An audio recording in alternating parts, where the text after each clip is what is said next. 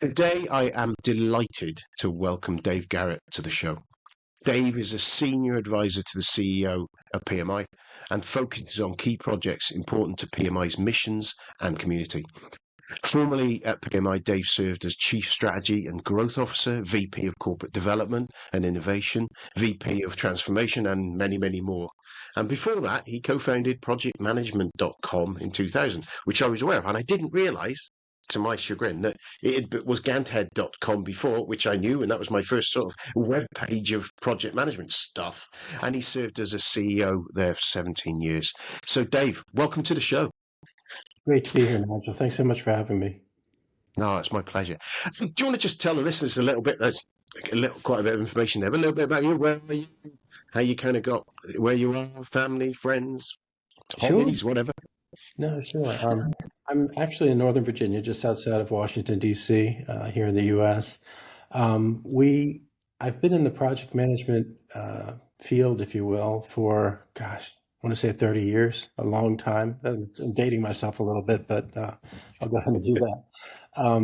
And I've really enjoyed the community aspect of it. Ever since Ganthead, I think the thing that got me excited about it was the fact that people that are project managers they sometimes have a difficult time on the job because it's a lonely job.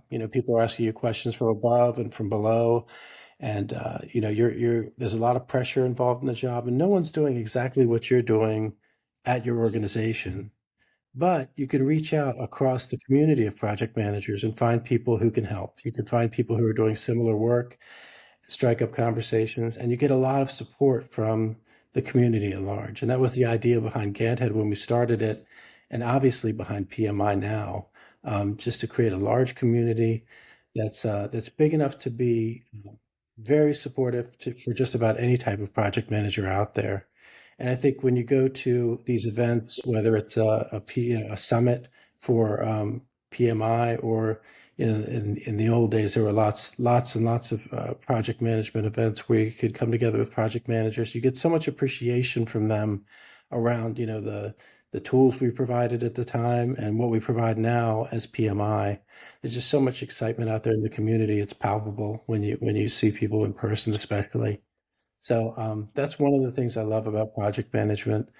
And, I'd say the other is just getting things done, getting things done through teams of people. I think whenever I talk to someone who's a young person, a Gen Zer, that kind of thing, they always want to do something special. They always want to accomplish something, have a contribution to the world. And what I tell them is you can have a really great contribution to the world as an individual, but you can have an even greater contribution as running a team, leading a team. So project management is a great career path for young folks as well. And I think it's starting to catch on there. I agree. It's that leverage, isn't it? It's always something about the fact you can the influence you can have, and it's really interesting because I went to the PMI Synergy event back in 2019, the UK one that Chris Field over in the UK and that team were running, and a great event. And I bumped into a couple of people who were doing degrees in project management, and they were 20, 21-year-olds doing degrees in project management. When I was 20, 21, I didn't know what project management was, and it kind of came across very much that is there's a change in emphasis on what my daughter, I've got a daughter who's 18, what they want to do. They're not hunting for a title anymore, are they? They're hunting to do something, and changing the world is what project managers do. Right. And kind of you can see how that can join, can't it? You may not have the direct skills to do the things you want to do, but like you say, if you have the skills to direct. Right, I've made up a phrase there. Just all right, I'm going to remember that. I think. Yeah, you made up this. Yeah, I'll forget. I'll have to go back over it. But yeah, that sort of change in emphasis, because when I was growing up, certainly it was to be an accountant, to be a lawyer, to be a doctor. There's still a bit of that, but it's more about the outcomes, and it's kind of the movement from projects rather than delivering the project. You deliver the outcomes. We'll get onto that, I'm sure, in a little bit. Yeah, you're right. We used to always talk about the accidental project manager as a universal way to get into the profession. Yeah. Like we used to say, no one actually does this on purpose. No, they're not choosing between astronaut, fireman, and project manager when they're young, but they end up in it as a result of the work they're doing and just sort of leveling up within their whatever their team is, team of engineers, team of coders, team of whatever. They level up and become the manager of an effort, and suddenly they look up and they're a project manager, and hopefully they enjoy it. Yeah. On good days, you do, don't you? Yeah. I think that's the thing. It depends on the day. It's same as every job, though, really, isn't it? Is that there are good and there are bad bits of any role and any job, and there's boring bits, there's exciting bits. Actually, most of it's boring, to be honest. Not most of it isn't that. Because and my episodal mention of managertools.com's website, the fact that they talk about um, the fact that management isn't sexy. There isn't loads of stuff going on, and it is all about consistency. And it's about and that's the same transfers into project management. Like, it's that consistent behaviours for most of the time with these spikes of um, in quotes excitement when you're going live or kicking off a project or whatever. Those are where you get those major steps that happen. Whereas the rest of it, ideally, you want it to be quite boring because it's otherwise it's hard work, isn't It is it? So hard work, but sometimes when you're collaborating, sometimes when you have high interaction amongst the team, those can be the most exciting times because you discover new things, you get contributions from people that you never would have expected. So it depends on yeah, the moment, I guess. Yeah. yeah, I think I found that some of my most memorable projects have been, and some of the strongest relationships you build with team members, and team members build actually together in spite of the project manager sometimes. That they can build that. I can't remember what the phrase is, but that sort of everyone's in it together. You're all going for the same goal. You're All all right. having pizza at 11 o'clock at night when you don't want to be there. You want to be with family, but you're all together in there doing it, and you can, and you're. It's kind of not quite them and us, but you become that culture of that team, and it's. I remember there was years ago on a project where we were doing a HR move or payroll move thing, and there was a problem with one of the interfaces. Now we set the interfaces to run off. This is way back when they would have took ages to run, and we headed off to grab some food that evening. We were consulting, and then a couple of beers, and then one of the guys drove back, check everything, and it wasn't finished. So we're all sat there with printouts, manually keying stuff from one system into the new system, and Mhm. you're all there. You've got a ruler, you're doing it, and you highlight it. And he did it, and I'm hope we got it all right. Anyway, I think we did. We didn't get too many problems with it, but it was again that feeling of oneness of a team. You're all in it together, and we're just doing what needed to be done to get You, the project over the line. And you're absolutely right. I remember every face from that team. People do all these team building exercises and they think they're doing something productive. And I think most of the time those don't work as well, but nothing builds a team like a shared struggle. Yeah, There's nothing like a shared struggle to build a team. yeah, yeah. I agree. So thinking about I'm sitting here now looking at your Gan your LinkedIn profile Mhm. and all of your sort of background there, and you obviously got the uh, Gantt head and I just it was a real blast from the past seeing that written on your thing, like Gantt head, because a very fond memory of that. Um, and I didn't realise the transfer. But well, how did you actually get into it being project management that you were doing? What were you doing before that, and how was it that it was Gantt head at Spelson? How did you think actually I think I can do this and contribute in Yeah. this way? I was working for a consulting firm at the time, a really small boutique consulting firm. It was James Martin and Company. Probably no one here has ever heard of it, but it was a UK based firm that only had a couple hundred people in it. And Right. we did all sorts of IT work. And we looked around and realized project managers around the world often don't have the same kind of support that a consulting firm does. They don't have the people they can reach out to, and they don't necessarily have all the templates and tools and processes and that sort of thing that they really need. At the time, that was more true than it is now, that Yeah, they really need to make things happen. Today it's different. Today you've got ChatGPT, just ask it a question and it spins out as yeah, something, quite good. If you know how to prompt it, you can get something excellent. But at the time, there really wasn't that sort of guidance. There really wasn't that sort of reference that you could turn to, either in the form of templates or people. yeah, And it was just more difficult. PMI had chapters at the time when we started this, and that those were wonderful. Always have been wonderful, especially if you're trying to get a job or just getting continuous education. Even back then, those are always great. But the tools and templates thing was something that was, you might find some of them in a book. In the early days of the internet, they just didn't exist, for yeah. people. So we thought we have something to offer here. We could spin this out as something different.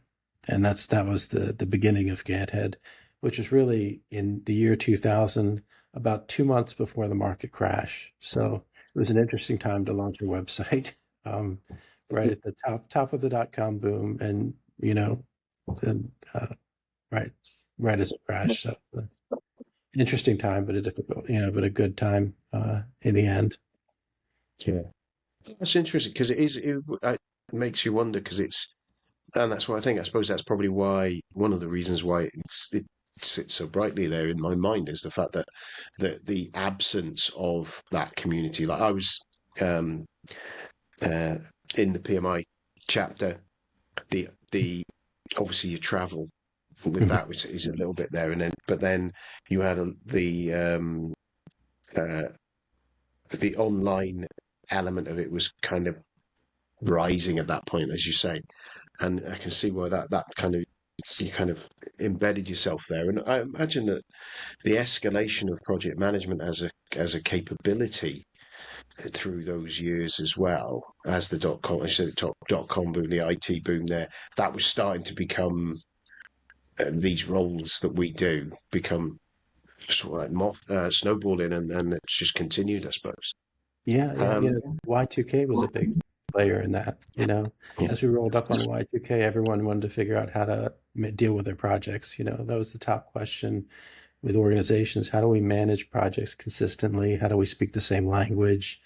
All of that. Right before the Y2K non-crisis, I guess, as we went through it, it turned out not as big a deal as we thought. But there was a lot of chatter about that leading up to it, and a lot It's of an growth interesting project question management. there. Yeah. I got an interesting question when I'd like your thoughts, especially with the context of success. Um, Hmm. Y2K, I Hmm. was running processes.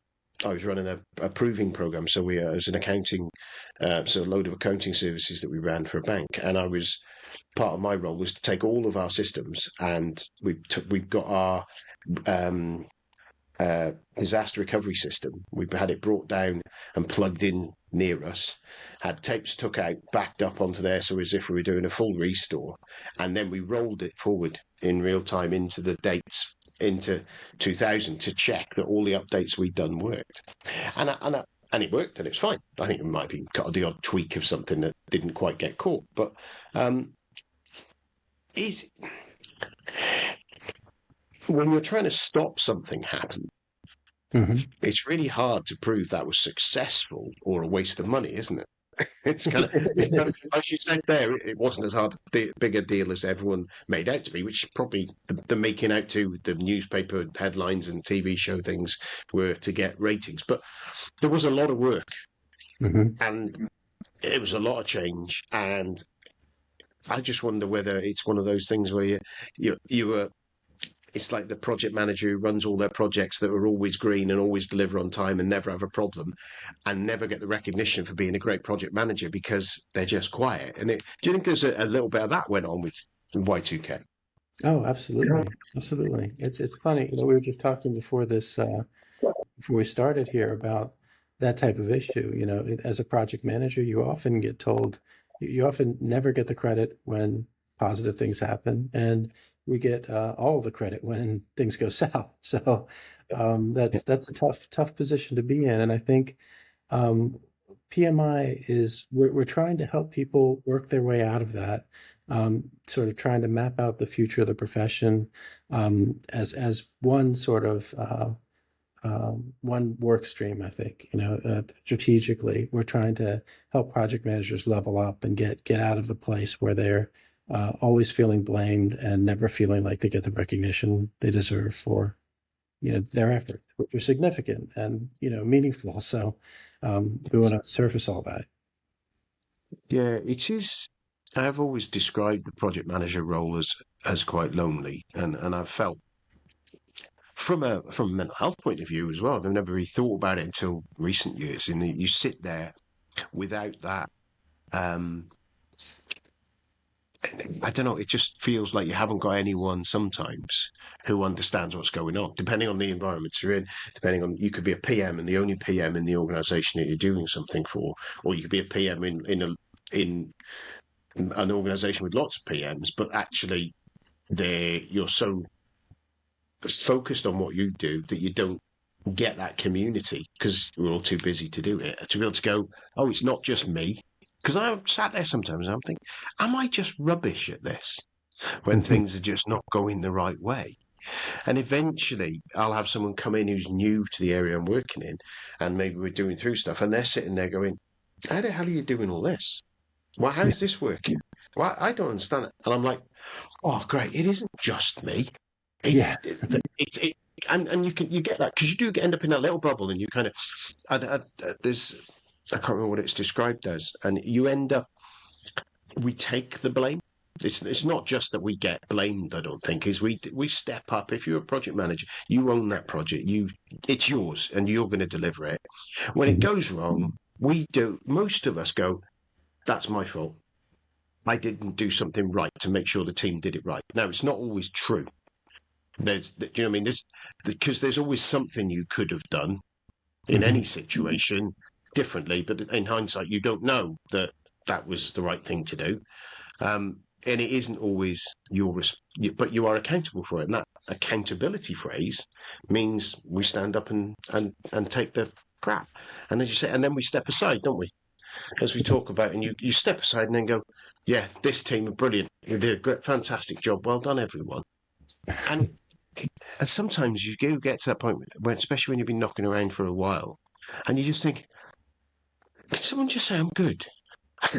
So at some point, can someone just say, yeah, well done to you? Or maybe that's just me in my career. I don't know. I don't know. Maybe that's yeah. Well, I think I get the feeling that it might be wider than just me. yeah, and of course that resonates with me, and I think that's one of the reasons why we've been talking a lot about the future of the profession, how it's going to evolve, how we see it playing out, you know, uh, in actually the very near future. And we're trying to help people understand um, through the project success work, behaviors they could adopt to advance their career. And I think executives at the end of the day really appreciate that accountability. They really appreciate that sense of ownership you were just describing, even though sometimes it doesn't, feel that way to some of us, or maybe all of us. Um, but there's a concept that we call MORE, MORE. It's an acronym that I think will really help project managers going forward. And it's based on what we understood from holistically from the research we did this past year, and I think it's really helpful. I'll walk through the four concepts really quick. The first is M for manage perceptions. So we know that project success is there are different views of project success across all of your project stakeholders, right? People may, one person may think it's a complete success. Another person may think, oh, it's, this part of it was good, this part of it was bad. Someone else may think of it as a complete failure. How do you understand all of the perceptions of the project and what underpins them? How do you better understand each stakeholder's intent for the project, what that project means to that stakeholder, and then how it all comes together and in an aligned way That's really important. Those perceptions are really important. We think about data, being data driven and all of that, and we want to do that. But at the end of the day, success is not something that's calculated. Success is perceived. The data that we offer is a really great foundation for those perceptions. But at the end of the day, there's human beings doing it. It's not calculated, or determining that it's not calculated. I'll run through these others quickly as well. O is for ownership. So owning project success beyond project management success. So meaning like owning it beyond execution. That doesn't mean, the triple constraint doesn't matter. The triple constraint is foundational and important. But beyond the triple constraint is the value the project delivers that's really important as well. It may occur 2 years after. You may see that value 2 years after project close or 5 years after project close. But if you have that value in mind that you're trying to generate through the project throughout, then you plan for that success. You set the project up for success. Even, something needs to happen 2 years downstream. Well, you plan for that. You set the organization up to make that happen, so the success happens downstream. And that's really important. That is that sort of broadened view of accountability, like you were just mentioning a moment ago. It's not just about, did I get it on time? Did I get it done within cost? All those things important. But did I produce the value that everyone saw, that we sort of intended, the vision for the project? Did that happen downstream? And it's likely that you may have moved on to another project, but your sponsor is still going to be there. Your executive, is still going to be there. At the end of the day, the customers, the organization, the customers of the project are going to feel it, and you want to be accountable for that, because that's really what matters at the end of the day. So that's O, and I think that's helpful. R is for relentlessly reassessing project parameters. So what are the, how are we being agile in all of this? The world is changing constantly now, not just sort of, it's a, what do we call it, a post-VUCA world now, so things are beyond VUCA, not just in terms of technology evolving. We've got AI, we've got all kinds of things happening in the world. The geopolitical situation is very interesting right now. So there's a lot of things to deal with. How do we adjust our approach to get to the intent of the project? How do we adjust? There may be the value of the project itself may change over time. The desired value, how do we pivot and adjust as needed for that?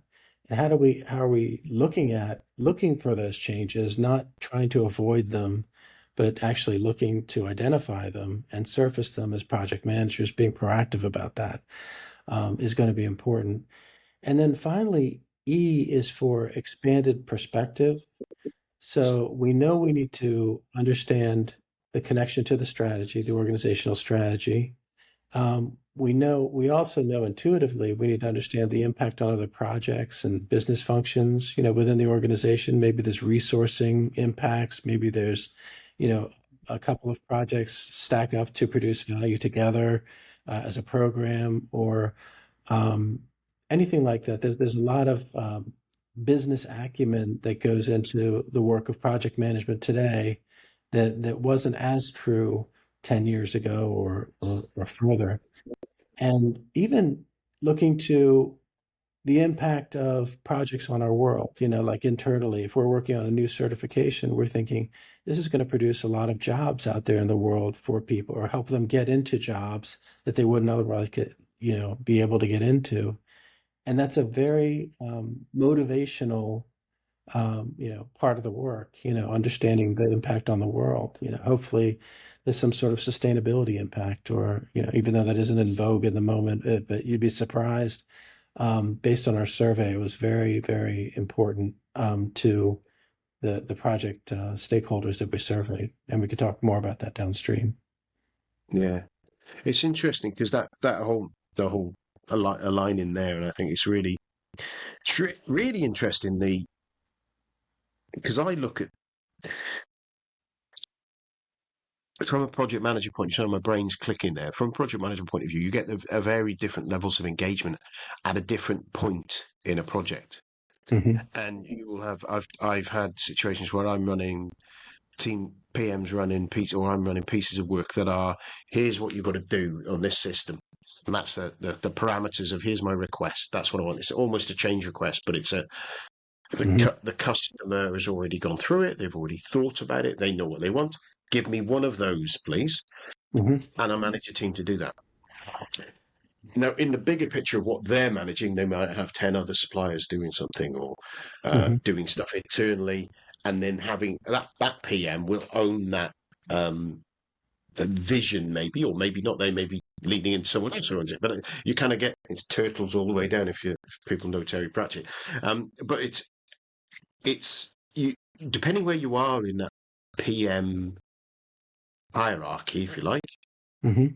your influence on those end results. And I'm just thinking about that managed perceptions and looking beyond Hmm. to be able to manage your stakeholders, because you've got people just JFDI in it in some ways, that that's what they want you to do. Deliver me that. That's it. Don't you, Nige? It's not up for you to think about the end customer. Keep in your lane and just deliver that piece of technology that we've told you to do.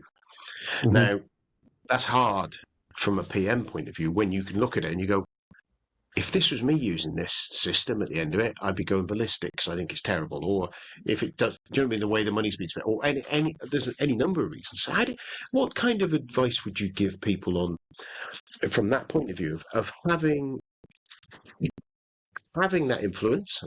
Hmm. Maybe it is about influence, or how do they square off the fact that actually you could spend all the time trying to get into that space, and actually in the scope of what you're doing at the moment, that maybe that particular project isn't where you can do that as proactively as maybe if you owned the whole program from start to finish. Long Yeah. question, sorry. No, no, no. It's great. I think um, more as a concept can help you become one of those higher level turtles, if you will, move up the stack.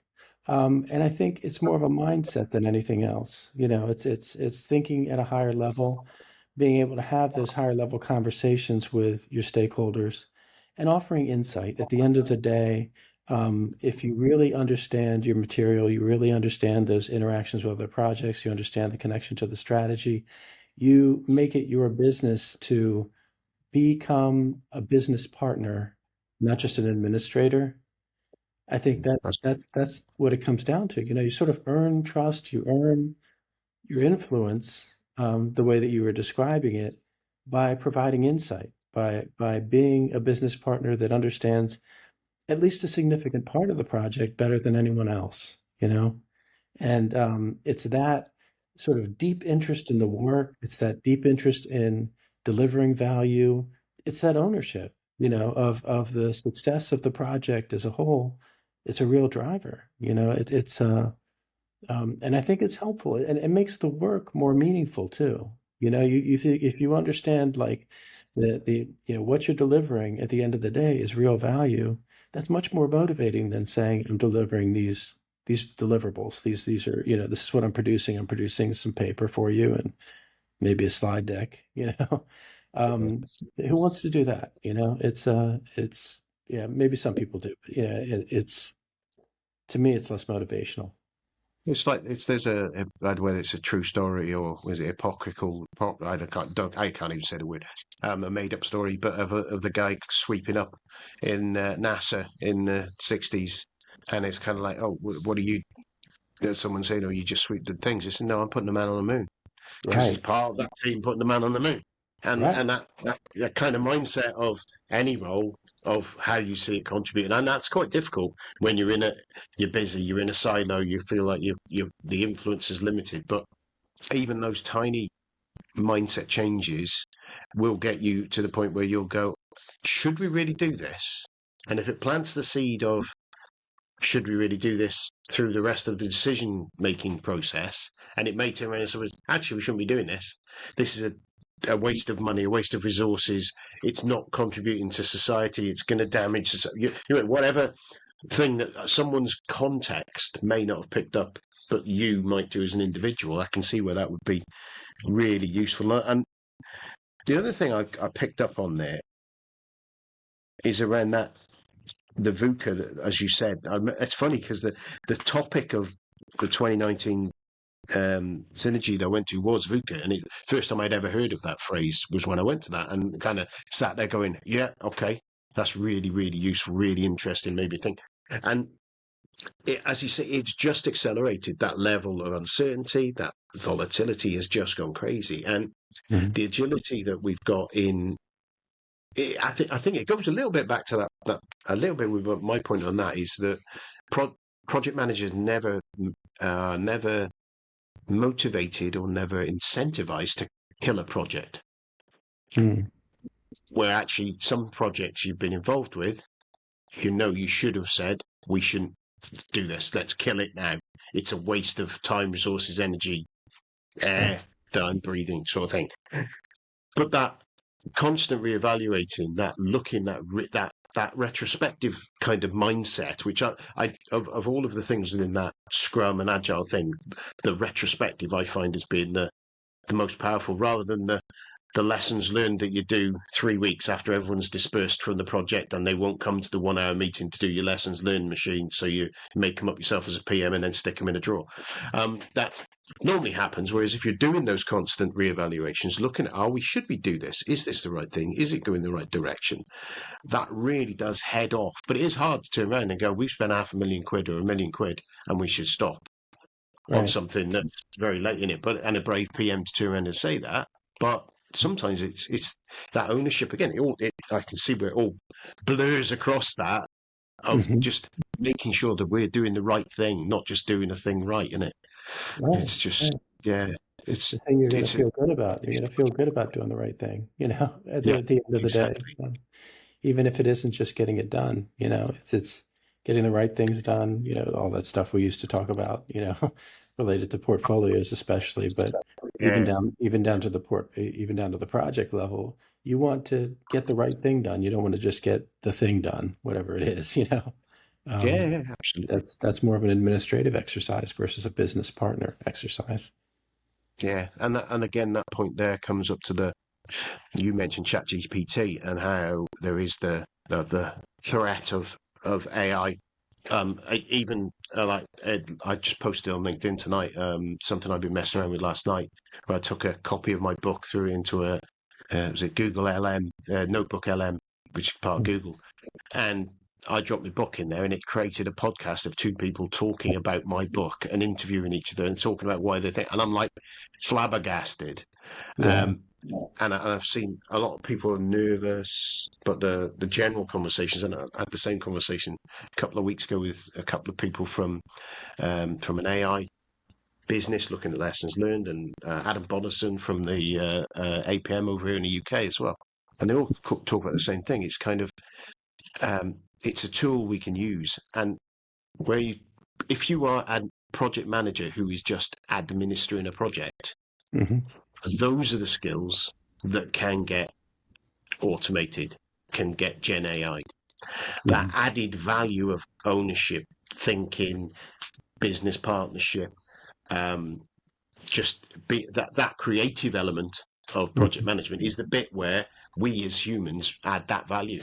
And that's the bit where if we just, as you say, just do that administrative level project management, that's kind of just processing. And we can get rid of a lot of that. And we want to, because it's dull.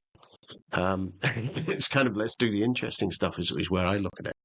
That's another thing they were thinking of. Yeah, I'm sorry, go ahead. No, you go ahead. That's kind of what we were thinking of contextually when we came up with more as well. It's that the idea that more of the administrative will be helped by AI. There's going to be augmentation. Actually, we're finding that augmentation is a bigger deal than even automation. How are we getting better, at our jobs as thinkers, as whatever way you want to call it, business partners, strategists, even, like how are we getting better, more business acumen, making business acumen more a part of our jobs, understanding the industries we work in better, understanding the businesses we work in better from a functional perspective, how understanding the questions that we might ask of others and the questions they might ask of us, ahead of time, starting from a different place, becoming editors instead of just primary writers. The hardest thing is to start a document or begin coding something or begin a collaboration. At this point, you can prompt into a mind map and create a basic set of, inputs for a collaboration you're going to do with a group. Start at a completely different place. Start like you would if you were an hour into the conversation, and then everybody in the group can be an editor on that mind map rather than just starting from scratch and ending up at a place that's more generic. Everything gets turbocharged, everything moves faster, everything is a little bit richer, because you can say, here's a list of things and what am I missing, or what's a completely different way of looking at this? What is give me 5 ways that I could take this in a different direction that looks like this, or tell me what I'm missing altogether. It's just using it as a thought partner is amazing. I mean, it's just, if you get used to doing that, it just accelerates accelerates everything. It accelerates your work, accelerates, how fast you can problem solve. And all of that shouldn't be done in isolation. It should be done with humans involved, not just you, but, human collaboration is always valuable in almost every instance there. It's you and somebody else and sort of passing things around and adding their own perspective. It's important. Yeah, I think a pen and a whiteboard and 2 people and some coffee in a room for 3 hours is much more powerful than a lot of um, uh, other ways of doing stuff. But then when you feed in something like the Gen AI stuff that you can then use, and I heard it at a concert, it's a while back now, it was on one of my interviews, but about thinking in the mindset of how you would stop a project when you're doing risk management planning, rather than looking what might stop it. Imagine you were trying to jeopardize a project and do that. And you think about if you go into Copilot or any of those and just go, right, I've got a project delivering an Oracle ERP system with a IBM database underneath, right? And it's for this kind of customer. What would be the best way to kill that project and stop that project? And you've got a risk log that you need to think, well, are they real? What can we go at? And again, it's a different way of looking at. If we did it as an exercise ourselves, different mind. Just that conversation there has made me think we're dropping that kind of thing into those tools, and they'll Yeah. come up with the ways that you never thought of that might get the project stopped. And I, then you can work out and manage the stakeholder or manage that risk, and it's powerful. Absolutely. Angles you never would have time to explore, Yeah, I mean, yeah, I think that's key too. It's everything you said is wonderful, and I appreciate the fact that you're saying, looking at a situation from a completely different angle. That's the kind of thing that might occur to you and think, oh, I should probably do that, but who has the time, right? yeah, long list. Yeah, Yeah, but now you have a way of doing things faster, and it may not be spot on. You're going to have some, just like with humans, you're going to have some mistakes and some things you need to suss out, but that's on you. That's part of your job, to it's a big option, determine what's isn't it? real and what's not. Yeah, and it's good. Yeah, that's brilliant. So, we said we were going to talk about success, and I said we'd go down a few rabbit holes, and we have, which is great, um, because they're interesting rabbit holes. And one of the conversations we were connecting on was around the report on maximizing project success, evaluating the impact of project profession, elevating the impact on our world. As Mhm. if I read that off the website. Yeah. Or can I just remember? So, um, and I mentioned to you before the call that I did one thing I find myself I very rarely get into flame wars on Twitter or any of those sort of things, but the one that does get my goat is where someone has something about project failure. Mhm. And it's usually use our templates because projects fail this much, and if you use our templates, they'll be much better. And I kind of start typing away with my emojis and telling people. But fundamentally, the reason I get that way is because I immediately go to the end of what do you define as failure? Hmm. Because that, without a definition of this is what failure means, how can you judge what it is? Now, triple constraint, does failure mean that you've missed the triple constraints? Hmm. In my mind, I'd sit there and go, right, if you deliver every project to the triple constraint, that means you haven't looked for opportunities to spend more money and get more benefits and going back and rescoping the project. You haven't looked at ways you could do a bit quicker and reprofile stuff, deliver stuff over earlier value and things. So I immediately start going, well, you're not, in my mind, isn't just deliver the triple constraint, isn't what successful project management. I think that most people agree with that. So I'm guessing it kind of managing perceptions in the Moore model kind of comes towards this as well as a big driver on that. Is it kind of? Do you want to just talk to one kind of why did PMI think let's do this? Why Right. bother? It's not going to be a cheap job to do that, and they come up with a position and stuff, and then kind of just talk us around what the sort of findings were. Yeah, yeah, no, I'd be happy to do that. I think it was a tremendous investment, but a really important one for PMI to make. We have had a renewed purpose for the last couple of years that is maximizing project success to elevate our world, right? That's our mission, purpose as an organization. And it's, obviously in order to maximize project success, you need to define it, you need to be able to measure it, you need to understand what the drivers are behind it. And that was sort of the genesis of this research. And we all, in the background of that, we had the the way project managers think about their work, the AI situation, and the evolving nature of the profession. All of that was good context for the work itself. So, with that in mind, we sort of embarked on this effort that began with a literature review, looking at everything that had been done in the past. Wound up with 150 plus interviews, hour-long interviews of various project stakeholder types. We did a survey that reached out to over 10,000 people. It was an hour-long survey for 10,000 people. So really extensive data gathering, huge investment for PMI, the largest research project we've ever done as an institute, so it's very, very important to us. And we looked around in the beginning of this, and people were defining project success as a pass fail, a very binary exercise. What percentage failed, what percentage didn't fail, that kind of thing. And that's mildly interesting, but not very practical or actionable. You think, okay, so what? This percentage failed or this percentage, were successful. Not such a helpful metric, right? So what we did was, during all of those qualitative interviews, we tried to dig in and say, what really is success? The first thing people were telling us was it's not binary. It's not a success or fully a failure ever.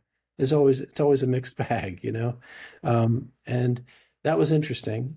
So, we looked at how we might develop a scale. We ended up with a 0 to 10 scale where people might rate the level of success that was enjoyed. And I think that was an important step in the process. They also brought out the fact that almost universally in all of those interviews, the word value came up. What the value is really, really important. Value is something that we've had a lot of conversations on LinkedIn about. What is value? You need to define value. And really, the fact that we didn't define value is very, very important to this exercise because people define it differently. And at the end of the day, we went through a number of candidate descriptions, candidate definitions with the qualitative interviews that we went through. It came down to about 6 of them that we put into the survey. And so we had the survey decide, what the definition of project success was and to what degree people had enjoyed success in during their last project they had approached. And this is across a broad range of stakeholders. So at the end of the day, the definition we came up with is, did your project deliver value that was worth the effort and expense?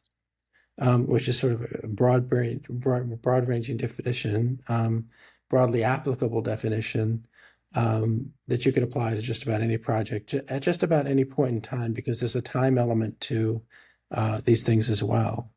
We talk a lot about things like the Sydney Opera House, where there was it was an incredible failure in terms of cost, in terms of time, in terms of, from almost every angle for a period. And then it ultimately, even though all those things were true, turned out to be one of the greatest project successes you could imagine, producing this iconic building that really defined, what Australia is. So, there's that type of situation where the triple constraint mattered, but not to the point where it determined success.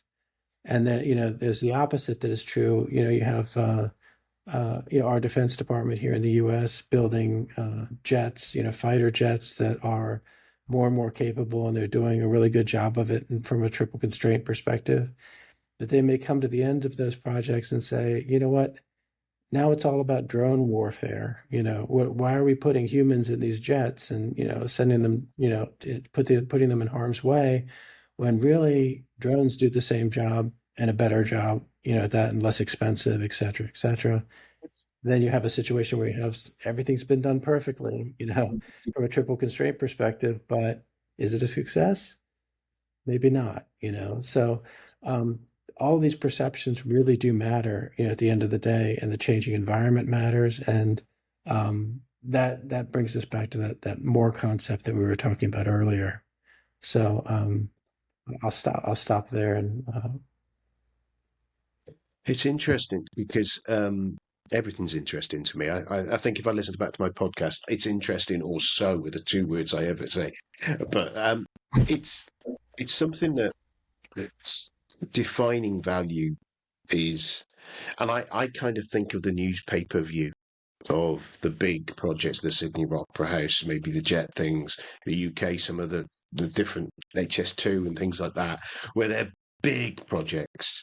They're the ones who make newspapers because they're public money that is being spent more of, and it isn't the amount of money that people start with. And actually, I think it is, as a PM on one of those pieces of work, kind of how to,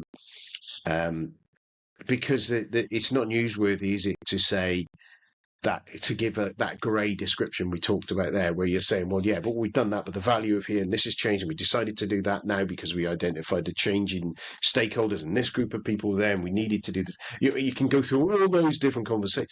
That's not got a headline on it. Do you know what I mean? 10 billion more. What is it a headline, is it? 10 billion of your money spent is what goes in the newspaper on one of the more salacious news channels or whatever. And you get that. And as a industry, and yourself and all of the other industry leaders, those organizations, being able to address that perception, or is that pointless? Do you know what I mean? Trying to get one of the major news outlets to really think, and again, some of the more thought through outlets would give a more balanced view of understanding of it, but getting that general thing of them and the public to understand it ain't as simple as it's cost more, because it's going to take longer, it costs more. They don't really care, and it don't work. That's the thing they all care about, or it's not doing what it said it was going to do. How do we as an industry address that, or is that just too far away as a difficult, and only we can do is satisfy ourselves, really? I think there is something to that sort of satisfying ourselves bit. But if you're talking about the media, it's really about vision and expressing it in a clear, simple way. This is what we're accomplishing, and this is what's important. This is what matters. This is the value that's being delivered. And trying to communicate that in a compelling, motivating way is probably the most important thing there. Getting down into the minutia about, there's this much saved or that much, spent. It's a difficult thing because you have to get down to a level of detail that most people just can't hear. You know, Yeah. it's not a big enough part of their lives to want to absorb that, you know. But the thing that is the what's in it for me. The, you know, the here's what you're going to see out of this, and it's all going to be worthwhile, you know. And I think as a project management professional, it's really, really important and helpful for you to be able to express that, you know, understand the vision and put it out there. Is it, in some ways, it's a little shield for the profession as well. In that, if you're delivering something and then there's that short-sightedness of what, say again, so a large national project costing more, taking longer, not delivering the quality or time when they want to. If you're sat there going, yeah, but that bit isn't what the value is. The value is in 15 years when that government's gone and that government's been in and swapped, you know what I mean? They've swapped around 3 times Mhm. and they're all going to be criticising each other for that this not delivering in time because it'll be over the spanning different parliaments. If you're there as a PM and you know that the value is in 15 years, over Mhm. that period of time, it will have delivered X amount of value. And that's what the real value is. I don't know, maybe it's a thing to help underprivileged kids, and you know you've saved 50,000 lives and put them on to the good track within schooling or something like that. That Mhm. gives you a PM, as a PM or as an organisation, you could sit there and go, yeah, I know I'm getting all this crap for the short-sightedness, but actually that longer term goal helps us. So there's a reason to have that vision of the bigger success concept, even if no one's listening to it, if you like, not quite no one. You know what I mean? If it's just, if it's the right thing and it's not the popular opinion about it.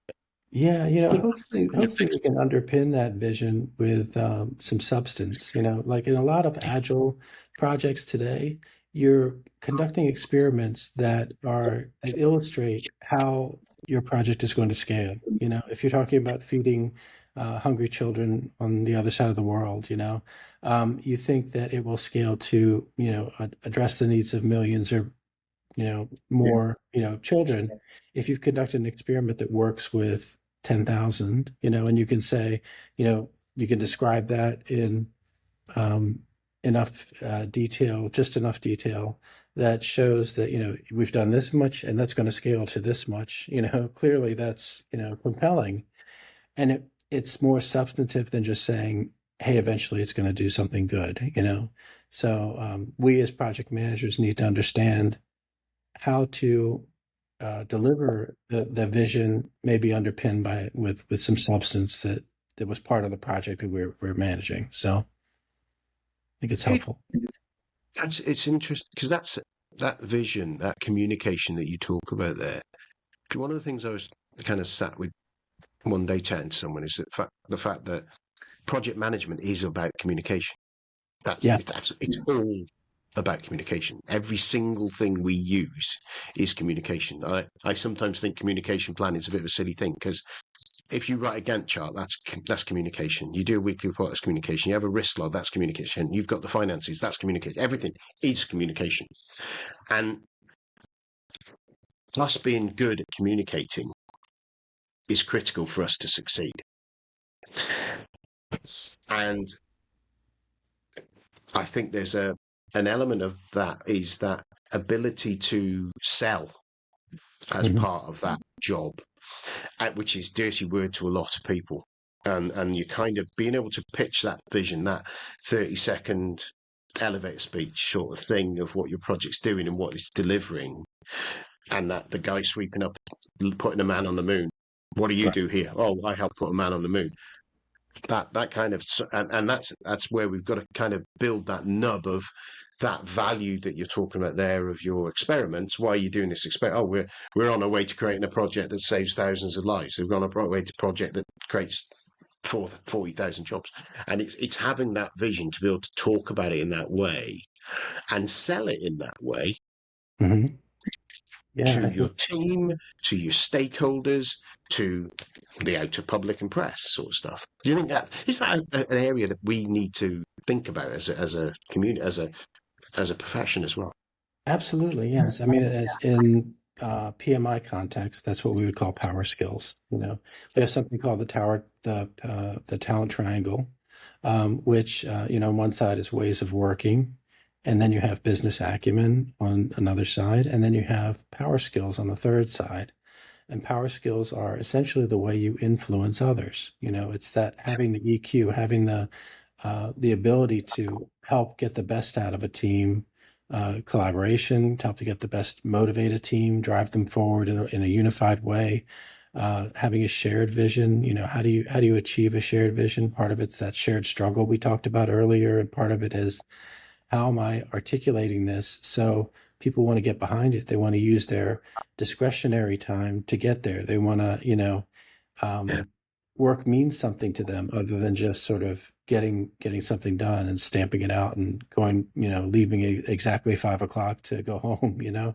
How do you make the work meaningful enough to put the extra effort in and make it really a true success in everyone's eyes, in all those perceptions, not just, on the numbers, but from a perception perspective, all of your influential stakeholders are satisfied and say, you know what, that was a success. I believe Yeah. in what you've done. It's that power skills, and it's something that's just occurred to me. I don't think it's a coincidence that's triangle, is it? No. I've had my PMP for years, and I know that triangle's been there for a long time, and I've never thought about the fact that it's the triangle. So that's just made me chuckle in the back of my mind there. Yeah. It's obviously you've got this research on the success. Right. What happens next with that? Well, I think we're doing a lot of work this year to drill down on our main findings, and um, I I'll go over that in just a moment. But I think there are two key findings that we had with this past year's research that are very, very important. Beyond just the project success score and the sort of definition of success, which are very important, and we're validating that in this year's research. There was important findings related to measurement and sustainability that I think we need to mention. Measurement meaning locally you measure your product based on the value that specific product is delivering. So there's, I mentioned people wanting us to define value. It sort of depends on the project, depends on who's perceiving that value, about the project. We all have metrics that hopefully are somehow attached to the organizational strategy, related to the project. We're measuring the project in various ways that are meaningful. And there's three things that every project manager should do during the course of a project that are very, very important. The first is establishing success criteria up front. And the second is um, establishing a performance measurement system, putting the right metrics in place and a way to sort of track those in place in a way that aligns and guides decision making. That's very, very important. And the fact that measurement system aligns and guides decision making. So you pick the right metrics and you pick the right way of tracking them. And then that you track the performance of the project across the life of the project, at least, if not beyond. If you do those three things, we found that you actually double your chances of success. So, I mean, that's hugely significant. So we're not dismissing the fact that you need to do local measurement by saying perceptions are important. That's just another layer on top of all of the measurement that you would typically do on your project, including the triple constraint. All of that very, very important. And you look at those three things and you say, oh, well, that's what we do all the time. But we found that only 37% of projects do that, out of those 10,000 plus that we surveyed. That's a huge opportunity. That's more than half of projects. And if you just make sure you do those three things, if you have a PMO and you say, we got to do these three things on every project. I mean, how many times have you been on a project or seen a project where the success criteria is not established for a few months into it, or Yeah. or 3 months into it, you look at it and say, this doesn't even make sense. The success criteria that we put in doesn't make sense, and you've got to redo it again. That that has a huge impact on the success of your project. If you don't get that right up front, and then how many times have you seen metrics that don't matter, vanity metrics, that kind of thing? They're not able to help you align and guide decision making. That's a big deal. It's getting those three things right are a very, very big deal, from a measurement perspective. So that's one key finding that we think everybody should know about, and something you kind of take away and apply right away. The more surprising key finding that we had was around sustainability, especially in today's world where, sustainability, the concepts, the ideas have had their ups and downs, from a geopolitical perspective. Yeah. What we did was we looked across the UN SDGs and, surveyed people and understood like how connected their projects were to those UN SDGs, essentially social good.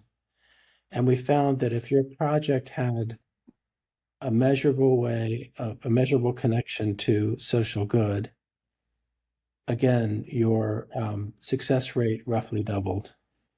And we thought, wow, that's really interesting. We didn't think that that would happen, that people would care that much, in today's world, right? And then this is across project stakeholders, not just project managers, but like executives, customers, all of that. I'm sorry, go ahead. You were going to say something. I was just thinking on that. Is it see that success rate? And I guess, as you say, that's some of the analysis you'll be doing there. Is kind of makes you wonder whether that joint goal, that joint vision of if your teams can see and stakeholders and everyone else can see the fact that this is being done and delivers those other benefits from a sustainability point of view, that goes back to what you were saying before about people going up those putting that extra effort, putting those discretionary hours to make it a success, have that flexibility to say, well, yeah, I'll drop this and I'll do that. You know what I mean? Is it? I just wonder whether that'll be something. I guess you're going to try and work out whether that is what the nub of it is. It creates a better team with that shared goal that is bigger than themselves, a bigger thing than just them and their project, if you like. Nigel, that was exactly what we thought our strongest hypothesis was. And that very well may be true. We just didn't have the data to bear that out. But one thing we did find that I thought was really interesting and more business connected than just what I've talked about so far was that there's a strong correlation between customer satisfaction and the and actual connection to sustainability. So for projects that were connected, measurably connected to social good, 55% of those projects achieved their target level of customer satisfaction. For those that were not, that number was only 33%. So there's a big difference in customer satisfaction just based on the connection to social good or sustainability at some level. And I think that's really important because only 20% or 22%, sorry, of projects made that connection. So the vast majority of projects out there in the world, there's an opportunity there to make that connection and not only have it be good for the world, you could do good and for the world and also do good for your business at the same time. That's an important message for people to get at, especially this day and age when we're perhaps not as keenly focused on those issues as a planet. I wonder how many of those were actually delivering things that would connect to those goals and just hadn't recognized it and didn't figure as part of their dialogue anyway. And then they're actually doing it, but not recognizing they're doing it. Yeah, we have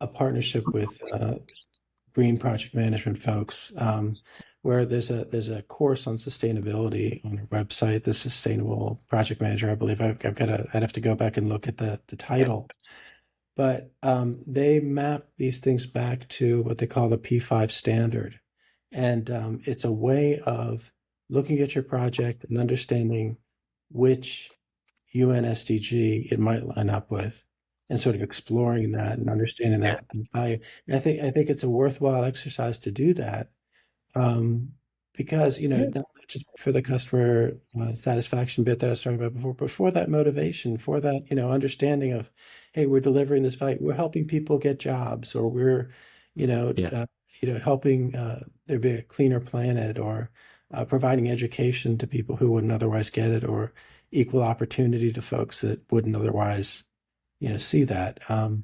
These are important things that we need to keep in mind. So we're drivers of change. We should drive positive change. I agree entirely. Look, I'm just thinking that I've got my second question I was going to ask you. It might lead on to that the standard, because I'm just realising we're coming up on an hour and 5, and I know you've probably got other things to go and do, rather than chat to me all afternoon. Just what kind of, as long as time you've got, what are the next steps that PMI are taking on this, and then sort of if there was something you wanted to mention that we hadn't got to today. But I think that first thing is what are those next steps that are going on? And actually, if people can get involved in that, is there any way they can get involved? Yeah, there's a few things that we're working on. There's this year's research is focused on a number of subtopics related to the findings that we had in the 2024 study. One, we're sort of validating the baseline that we established in terms of project success score, and all of that by by industry, by project type, etc. And then secondly, we're diving deeper into a number of topics. One of them is more that I described earlier. What exists out there in the world? What to what degree are people doing this today? And then sort of comparing that to what degree do we think or do they think that they should be doing it going forward. That's going to be, I think, important information, especially if we're able to get down to practices and that sort of thing. We're looking at measurement more deeply. What are those systems of measurement that could be applied in various scenarios, industries, project types, that sort of thing. Maybe what's working, what's not. And sustainability, again, I mentioned that, taking a closer look at its relationship to project success, but also things like, how are these things communicated? Like if we're looking at any of these angles, related to sustainability plus, equals project success, a lot of that is communication. A lot of that is how people are talking about the relationship between your project and how it impacts the world. So that's very, very important. The last thing is AI and its relationship to project success. To what degree is this stuff making us more successful? We know minute to minute, day to day, it's helping us. But to what degree is it making projects more successful? And so we're looking at all those things more deeply. I think all of this, we're going to come up with some great insights, I'm sure, because we're doing the same scale of research that we're doing in the past year, making a huge investment in it, and I think it's going to be really, really interesting. If people are interested in participating, there's a variety of ways to do that, and they could certainly reach out to me if that's easy. I'm on LinkedIn. That might be the easiest way to get to me, or dave.garrett@pmi. So I just wanted to mention that the project success work from last year is available at pmi.org/project success. That's an easy way to get to it. It gets the full report there. And there's a lot that we're saying about more that's that I think could help a lot of project managers. So all over the website, you'll see mention of more. Brilliant. Well, Dave, thank you so much for coming on the show. Obviously, people can get in touch with you on LinkedIn. I'll put some links in the show notes, and they'll jump in there. So all I can say is have a fantastic rest of your day, and look after yourself. Hey, you too, Nigel. Have a wonderful day. Talk to you soon. Thanks. Cheers. Bye. Bye-bye now. Well, it's goodbye from me, Nigel Creaser, and it's goodbye from him, the Sunday Lunch PM. Goodbye.